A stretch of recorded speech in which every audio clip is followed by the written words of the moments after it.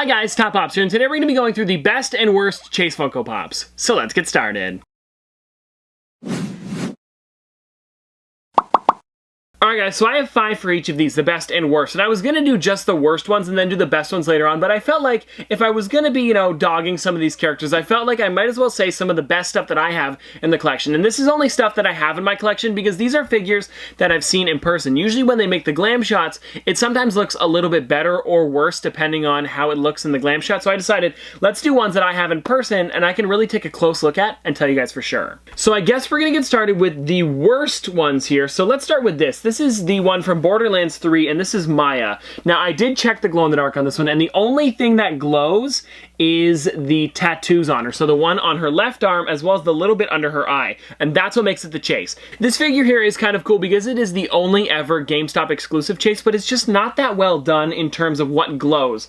When I picked this up, I actually thought her hair was going to glow, and I thought that would have made it look a lot better. Plus, I do want to point something out. This is done with glow-in-the-dark paint and not glow-in-the-dark vinyl. And when it's made of the glow-in-the-dark vinyl, the vinyl is made to glow. When it's this, it's like glow paint put on over top, and it never glows as well as the other ones that are made of glow vinyl. So this figure here has very little that actually glows, and it's glow-in-the-dark paint, so double jeopardy. But anyways, guys, that's why I put it on the list. I feel like if there was more that glowed on it, like all of the hair, maybe even the yellow on her cape and her gun and stuff like that, I wouldn't have put it on the list, but just because it's so small, I had to put it here.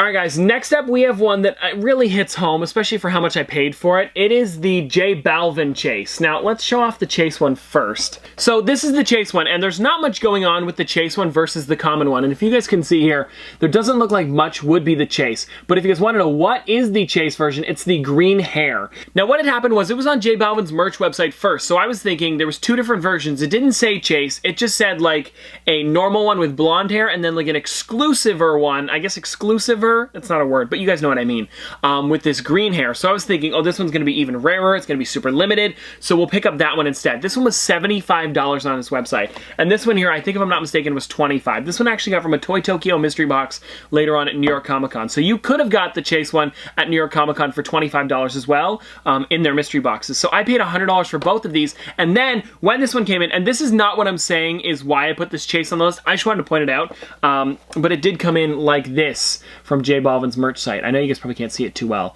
but yeah, that's it right there, this big dent. And I'm not saying that's the reason why I'm putting it on the worst list, I'm just saying it's because it's a Chase. He was charging $75 for it, and the only difference is that his hair is green. And I'm looking at it right here, guys. The body is the exact same, his beard's the exact same, his eyebrows, the only difference is a little bit of paint on the top. And don't get me wrong, I really do love this character, I'm just sad that it's only the green hair. Well, and of course, the damage on the box, but that's not the Pop's fault, that's Balvin's merch shop shipping. Now, you guys might be surprised that this one is going on my list because you know that I love this movie, but the Chase is just kind of lazy when it comes to it. This right here is the Buddy the Elf. Now, this is the new Elf, one that came out, I believe it was last year, it came out 2017. Are you kidding? Wow. 3 years ago already. Anyways, doesn't matter.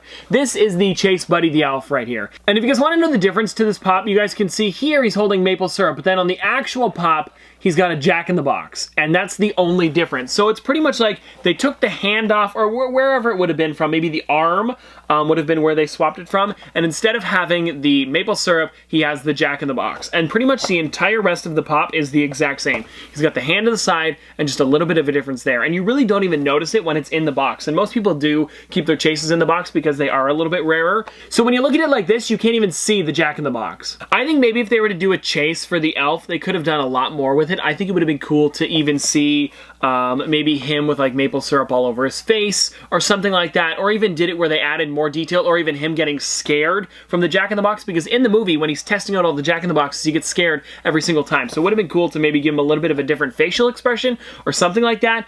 And don't get me wrong, I love this set like I mentioned earlier, I just wish there was a little bit more going on with this Chase. Next up, I think you guys are going to 100% agree with me on this one, and I don't have the Chase version because I couldn't find it, but I'm totally okay with it because this one's pretty much exactly the same.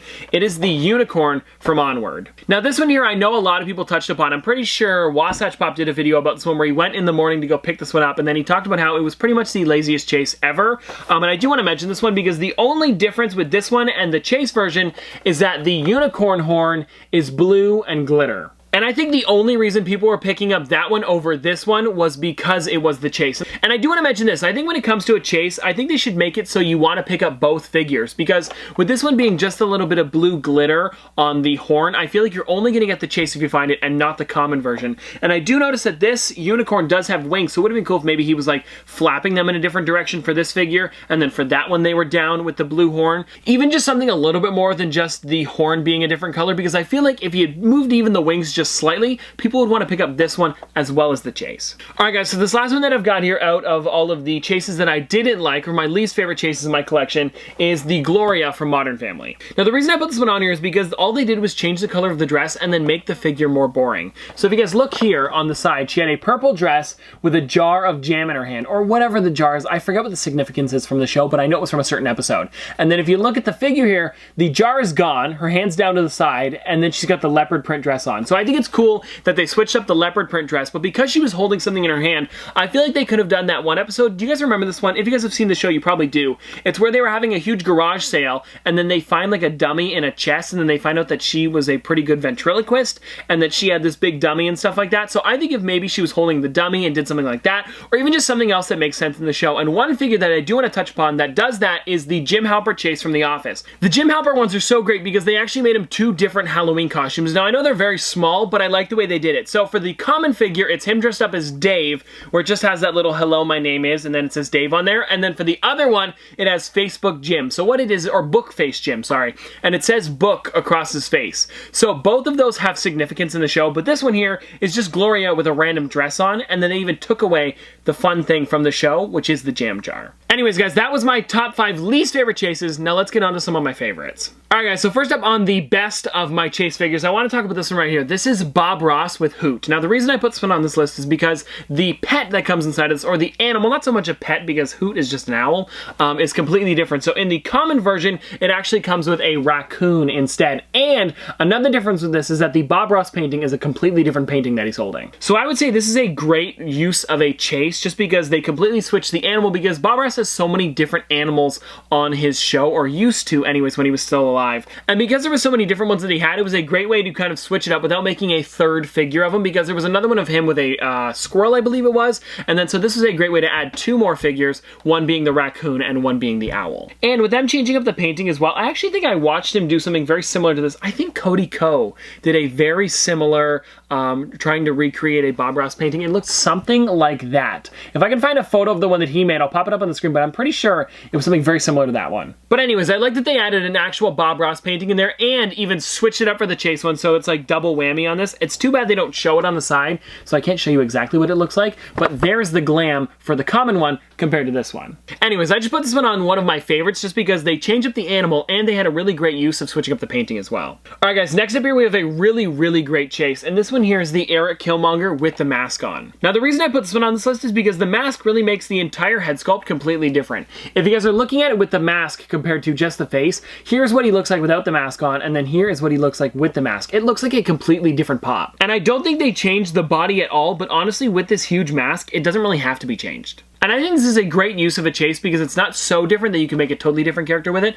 but you can at least use this as the chase, so people want to buy both, one masked and one unmasked. And they did something very similar with the Black Panther one, where they did the common one without the mask and then the chase one with the mask, but I thought the Eric Killmonger mask was a little bit more detailed, so that's why I put this one on the list and not Black Panther. Next up here we have a really great one, and this is a great use of the chase again because it's not so different that you can make a totally different exclusive of it, but I really do like the way they did this one. This one here is the Alex Trebek. Now I'm putting this one on the list because they did 2 versions here, the younger and the older version of Alex Trebek, kind of like the beginning and towards the ending of Jeopardy. So this right here is the younger version of Alex Trebek. That's what the chase is anyway. So they added the mustache as well as a totally different suit and darker hair, as well as a different card in his hand. So if you guys want to see on the side here, the final Jeopardy card is actually kind of like a yellow and red card, and his hair is like a lighter white. That is the older version of Alex Trebek. And I did notice this. This is an entirely different head sculpt just for that mustache there, because if you look at it, it's not just painted on, it's actually sculpted right there. And like I mentioned, this is one of those things where you could not do two different figures of this because they are too similar, but I think it is a great chase, and if you guys really love Alex Trebek, you're going to want to get both. And I don't know about this, but let me guys know in the comment section below, is this what the final Jeopardy card used to look like, that light blue, and is that now what it looks like? Because if it is, that'd be some great attention to detail. But anyways, I just put this one on this list because I'm a huge fan of Alex Trebek, but also the fact that they made this where it's older and younger, and not just him wearing like a different suit or something like that. Now, looking at the different chases that I picked for the best ones, I've kind of figured out there's like a little bit of a theme to them. It's figures that actually make sense to be chases. Like the unicorn one,